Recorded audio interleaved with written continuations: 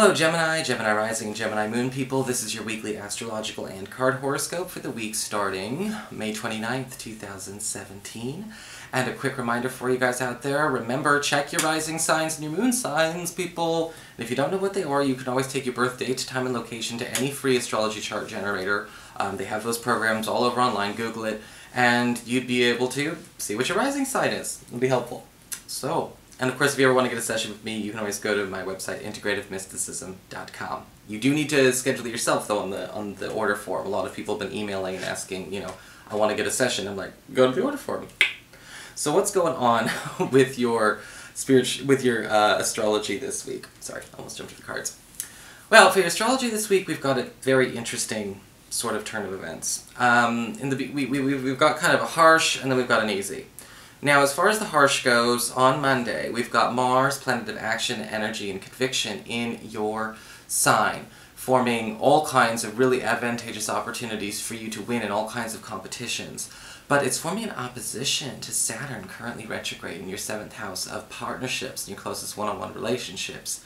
So remember, the people who fall into this house, that's your boyfriend, girlfriend, husband, wife, BFF, business partner, roommate, all the people that you spend all your closest one-on-one time with. And whenever Mars and Saturn retrograde come, into a clash, we may find out that there's something going on where one of these people is maybe actually resenting us for maybe kind of growing, maybe kind of improving, maybe doing a little bit better, in our life. And sometimes that can happen. It's not that they don't want you to succeed, it's just maybe they're upset that they're not succeeding. Maybe they've bonded over, maybe the two of you bonded over, the struggle, and now one of you's not struggling as much anymore, and it's harder to relate to you. Now, this is just an opportunity to bond and have a close relationship in a new way, but don't be surprised if somebody's showing some serious signs of real insecurity about this. On Wednesday, however, we've got Mercury, planet of communications, currently moving through your 12th house of your past, your privacy, your hidden zone, all the things that go on behind the scenes, forming a lovely connection to Pluto, currently retrograde in your 8th house of shared resources and passive income. And we've got unexpected opportunities for money to flow in your way, whether it's money that you're entitled to, something that was meant to be yours all along, or possibly even finally a big payout it's time to mature, or it's matured. It's, maybe the payoff on a big investment, the sale of a home, possibly even some good news as far as a big break in a personal enterprise or a personal business you're trying to start up. Either way, some unexpected good news on the money front for sure. So what's going on with your cards then this week? Well, for your spiritual advice, we do have the card of the Elf Queen. And the Elf Queen always talks about a need to pay attention to the responsibilities of leadership and how we can't always try and be a leader and the most popular and everyone's best friend at the same time.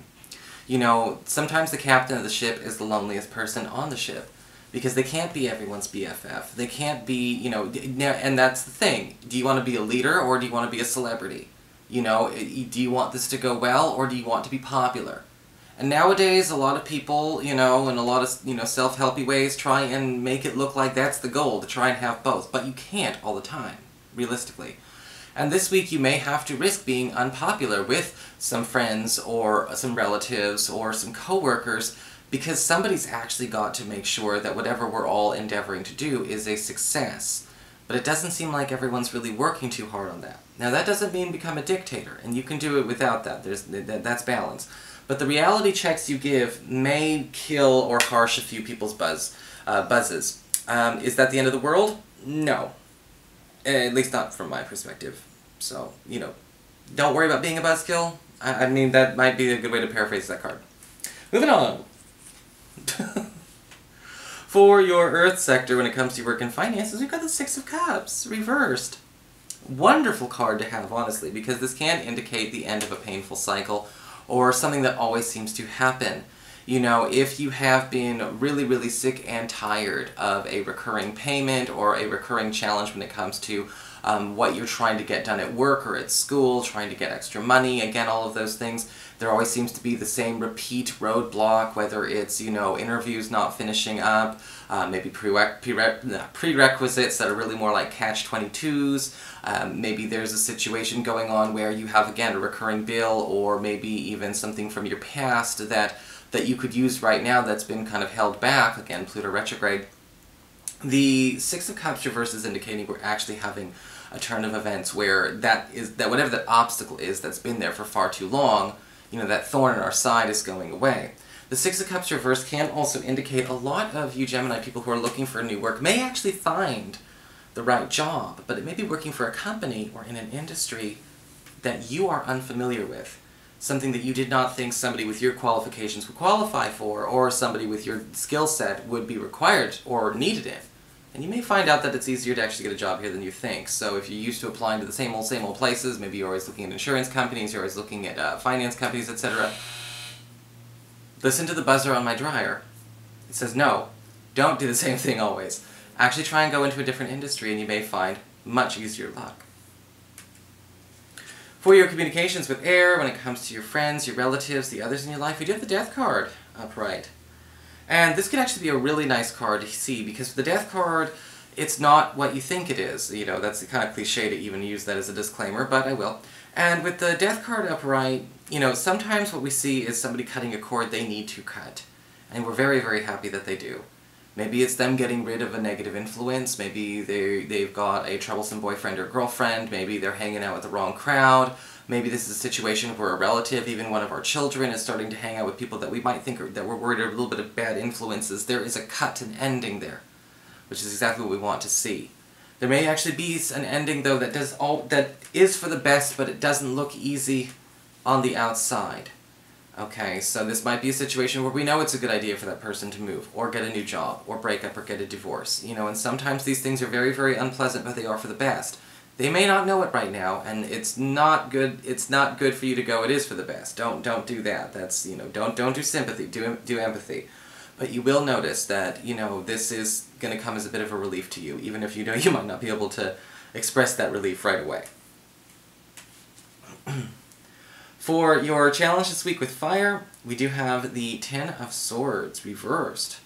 Second chances, interestingly enough, could be a challenge for you. Now, I'm not necessarily sure why everyone likes second chances, but this might be about giving somebody a second chance, or getting a second chance for yourself, or taking a second chance when it is offered to you. You know, sometimes that is a big challenge because we try something, we think we failed, we're so scared or so distraught or caught in the shock, awe, and offense about how unpleasant it was. We forget about the fact that a second chance means we could probably win this time, and that's usually why the universe offers it to us. And the Ten of Swords reverse says this second chance could come, you know, in any capacity, in any area. You know, are you willing to give second chances to others? Are you willing to take second chances when they are offered to you? It's a very important thing to pay attention to because, again, sometimes, again, we get paralyzed by the shock, awe, and offense about what went wrong before. We gotta remember, these things are not always doomed to repeat. For your emotions with water and your romantic life, we do have the Ten of Wands upright. This card is very interesting to see because in a lot of ways with the Ten of Wands, we get a bit inundated. And for those of you who are single Geminis, you may be noticing more than your share, your normal share, I guess you could say, of romantic partners and romantic potentials. And a lot of that has to do with the fact that Jupiter is getting ready to go direct in your 5th house 11 romance, which means when it rains it pours and it's going to be coming up your way. And the Ten of Wands can indicate a need to pay attention to where there are so many people that we're not going to make a sound decision right away. And it is only for 1 week. Now, does that mean having all these options is bad? No, it's a good problem to have. But if you pressure yourself into thinking you've got to narrow it down, especially if they're all brand new, in the first week, you're doing yourself a disservice. So just enjoy that popularity and good attention. For those of you who are currently coupled, the Ten of Wands upright, don't worry, it doesn't mean that. But the Ten of Wands upright can indicate a situation where you and your partner may be feeling inundated with too much of a good thing. And for some reason I'm getting that vibe. Sometimes that's not always the case with this card, it's just what I'm picking up. When we talk about too much of a good thing, we may find out that maybe somebody's gotten promoted, maybe it's you, maybe it's your partner. Now they've got more hours, now we've got more money, and everything's going wonderfully, but it's starting to throw off a bit of our schedule, a bit of our normal routine. This could be a situation where really good news that could be coming to a child or a relative that involves us suddenly takes on a lot more of a high maintenance, takes up more time than we have in a given day.